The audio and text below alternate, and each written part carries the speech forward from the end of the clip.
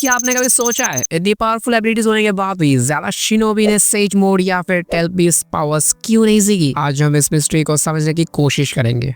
भाई लिटरली ऐसा लग रहा है कि मैं कोई क्लास दे रहा हूँ तुम लोगों का, जैसे नीट के लिए जेई के लिए प्रिपरेशन हो रहा है, मैं तुम लोगों का क्लास ले रहा हूँ, मैं तुमको कुछ पढ़ाने वाला हूँ, तुम लोग ध्यान से सुनोगे। बट क्या ही कर सकते हैं एनिमे फैंस, ठीक है। तो चलते हैं फटाफट से इस वीडियो को शुरू कर लेते हैं भाई, लेट्स गो। तो पहले समझ लेते हैं कि क्या है और क्यों। पहले समझ लेते हैं कि क्या है ये सेज मोड और क्यों इतना रेयर है। ऑब्वियसली नारुतो फैंस को तो पता है, बट ये मेरा फर्ज होता है। फर्ज का कुछ नहीं है, मेरे को वीडियो थोड़ा लंबा करना है, मतलब पूरा डिटेल्ड इंफॉर्मेशन निकालनी है, लेट्स व्हाई लंबा करना है वीडियो। नहीं, झूठ बोल रहा है। No no no no, I am telling you. वो भी है। सेज मोड एक ऐसी एबिलिटी है जो आपको नेचर एनर्जी के साथ के होने की पावर देती है। इससे फिजिकल स्ट्रेंथ, स्पीड और चाक्रा कंट्रोल सब कुछ एक्सपोनेंशियली बढ़ जाता है। और सबसे बड़ा प्लस पॉइंट है कि ये आपको एनहांस्ड सेंसरी परसेप्शन देता है। लेकिन एक बड़ा प्रॉब्लम भी इसके साथ आ जाता है। सेज मोड को मास्टर करने के लिए आपको अपनी चाक्रा को नेचर एनर्जी के साथ परफेक्टली बैलेंस करना होता है। अगर बैलेंस सही नहीं हुआ तो आप एक परमानेंटली एक स्टोन फ्रॉग बन जाओगे। ये एक गैम्बल जैसा है। शिनोबी जिनमें सेल्फ कंट्रोल और डिसिप्लिन की कमी होती है, उनके लिए ये ऑलमोस्ट इम्पॉसिबल है। मीनवाइल नारुतो मतलब लिटरली यार इतना बदमाश, इतना इनडिसिप्लिन और मतलब मेन कैरेक्टर होने के बाद भी नारुतो सेज मोड मास्टर कर लेता है भाई। मतलब ये जो मैं तुम लोगों को कह रहा हूँ ना, ये सही है, बट नारुतो ने बहुत मेहनत भी की है। हम ऐसा नहीं बोल सकते कि ऐसा ही नारुतो अपना सेज मोड एक्टिवेट कर लिया। तुम लोगों ने देखा है कितनी मेहनत किया भाई, वाटरफॉल के नीचे कितना समय बैठा, कितना रिलैक्स के अपने माइंड को सेल्फ कंट्रोल किया, डिसिप्लिन मेंटेन किया, तभी जाके वो सेज मोड एक्टिवेट कर पाया। Okay, that's a fact. And इस चीज से हम ये सीख सकते हैं कि भाई मेहनत से कुछ भी हो सकता है। भाई साहब क्या ज्ञान दे रहा हूँ ना मैं। इवन जिराया जैसे लेजेंडरी शिनोबी के लिए भी सेज मोड को परफेक्टली कंट्रोल करना मुश्किल था। और ये रीजन है कि सेज मोड सीखने वाला शिनोबी बहुत कम होता है। ट्रेनिंग नॉट ओनली रिस्की है, बट आपको माउंट म्यूबोकू के टोर्स के साथ एक स्ट्रॉन्ग कनेक्शन भी चाहिए। एक सेकंड, वो म्यूबोकू था तो या फिर क्या था? Mount Myoboko is a mountain in the Naruto manga and anime series where the Toad summoning clan lives. I guess Myoboku था, अगर मैं गलत हूँ तो सॉरी। ओके, कनेक्शन बनाना भी चाहिए। ये किसी रैंडम शिनोबी की बस की बात नहीं है कि कोई भी आया एंड भाई मैं सीखूंगा सेज मोड, भाई आज फाड़ूंगा सबको, मैं सीखूंगा सेज मोड, भाई मैं हराऊंगा मजारा को। ऐसा बिल्कुल नहीं होता भाई। तुम लोगों को डिसिप्लिन मेंटेन करना पड़ेगा एंड तुम लोगों को उतना पावरफुल परफेक्शन भी चाहिए होता है ये सेज मोड एक्टिवेट करने के लिए। फुकासाकु के वर्ड्स याद है? जिराया की बॉडी सेज मोड के लिए फुल्ली कंपैटिबल नहीं थी। सेज मोड सीखने के लिए आपको एक स्पेशल कंपैटिबिलिटी चाहिए होती है, ये हर किसी के पास नहीं होती है।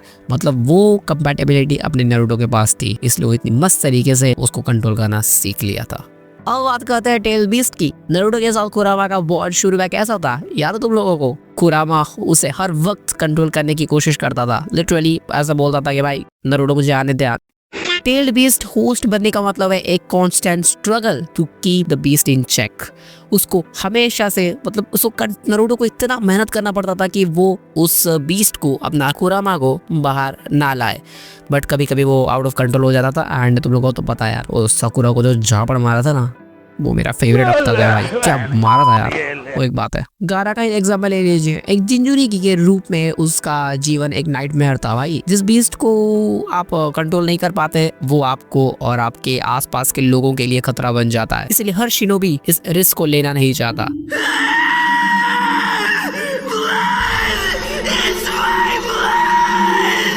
भाई लिटरली किरारुई और नारुतो सक्सेसफुल हुए क्योंकि उन्होंने अपने बीस्ट के साथ एक म्यूचुअल अंडरस्टैंडिंग और बॉन्ड बनाया। ये सिर्फ विल पावर का काम नहीं था भाई, आपको अपने टेल बीस्ट का रिस्पेक्ट और ट्रस्ट जीतना पड़ता है। और हर शिनोबी के पास ये पेशेंस और डिटर्मिनेशन नहीं होती।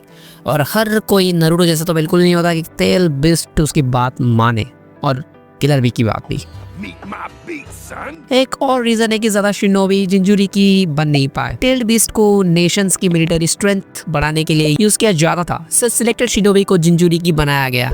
ये एक स्ट्रेटेजिक डिसीजन था और हर कोई ये बर्डन उठाने के लिए राजी नहीं था। और जिन जिंजुरुगी को बीस्ट मिलते भी थे, उनके लिए कंट्रोल करना एक इम्पॉसिबल टास्क था। हाशिरामा जैसे रेयर शिनोबी के अलावा बहुत कम लोग इन बीस्ट को अपनी तरफ ला पाए। हर शिनोबी के पास अपनी एक यूनिक स्ट्रेंथ होती है सेज मोड या टेल बीस्ट पावर्स के अलावा भी बहुत सारी टेक्निक्स है जो इक्वली पावरफुल है। तुम लोग शिकामारू का एग्जांपल ले लो भाई, उसका शार्प माइंड, मतलब समझो उसका शार्प माइंड, उसका आईक्यू हर बैटल को घुमा देता है। You want to know what I believe in? The will of fire. Rock Lee और माइट गाय ने ताइजुत्सु में अपने आप को परफेक्ट किया और गाय ने तो अपने 8 गेट से मादारा को फाड़ ही दिया था भाई, उसकी फाड़ दी थी भाई।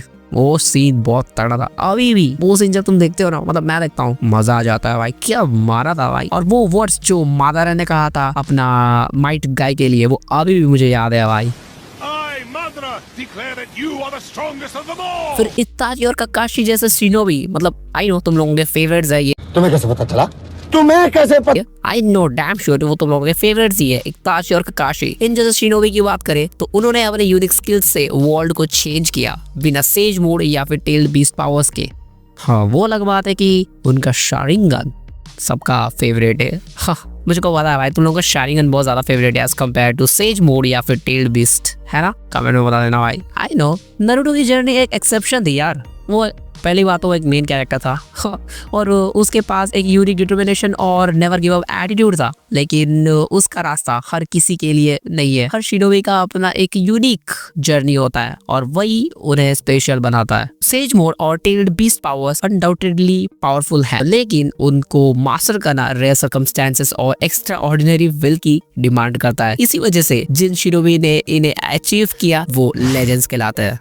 Yup, legends. तो तुम लोग क्या सोचते हो, अगर तुम लोगों को चांस मिलता भाई ऑब्वियसली बहुत ज्यादा फिक्शनल हो जाता है, बट फिर भी मजे लेने में क्या है, अगर तुम लोगों को सेज मोड पाने का या फिर सीखने का चांस मिलता तो तुम लोग क्या करते हैं भाई? पहली बार डिसिप्लिन बहुत ज्यादा जरूरी है। यप, जिम रैट्स कर सकते हैं भाई, बिकॉज वो पूरा डिसिप्लिन मेंटेन करते हैं। एरा गैरा कोई डेली रोल पहनने वाला या फिर कोई चाउमीन वामिन खाने वाला वो ना ही सोचे तो अच्छा है भाई, तुम लोग नहीं सीख पाओगे। ऑब्वियस डिसिप्लिन मस्ट है। तो कमेंट में जरूर अपना ओपिनियन बताइएगा। और ककाशी से याद आया भाई, ककाशी भाई एक होकागे बन गया, तुम लोगों को पता है, बट वो तो होकागे बनना नहीं चाहता था और वो इतना मतलब लेजी टाइप का है भाई, लेड बैक पर्सनैलिटी टाइप का है वो। बट क्यों बना, कैसे बना और क्या क्या चीज उसमें था जिसकी वजह से वो होकागे बन पाया, तो तुम लोग मेरे इस वाले वीडियो में देख सकते हो। और अगर तुम लोग बेब्लेड की फैंस हो तो तुम लोग इस वाले वीडियो को भी देख सकते हो भाई। मैंने बेब्लेड बस्ट का एपिसोड को भाई खतरनाक वाला किया है और ऐसे खतरनाक इंटरेस्टिंग वीडियोस के लिए तुम लोग चैनल सब्सक्राइब कर सकते हो। वीडियो को लाइक कर देना, अच्छे से पैसे कमेंट कर देना एंड एनीमे फैंस को शेयर कर देना भाई, सब्सक्राइब कर देना अभी भी एंड लाइक भी कर देना। मिलेंगे नेक्स्ट वीडियो में। ओके, सो बाय। और पहले कमेंट्स में बता भाई कौन फेवरेट है तुम्हारा, मादारा उचिहा या इत्ताची उचिहा? कोई ककाशी मत ले लेना भाई, पता चला कोई भी लिखेगा ककाशी उचिहा।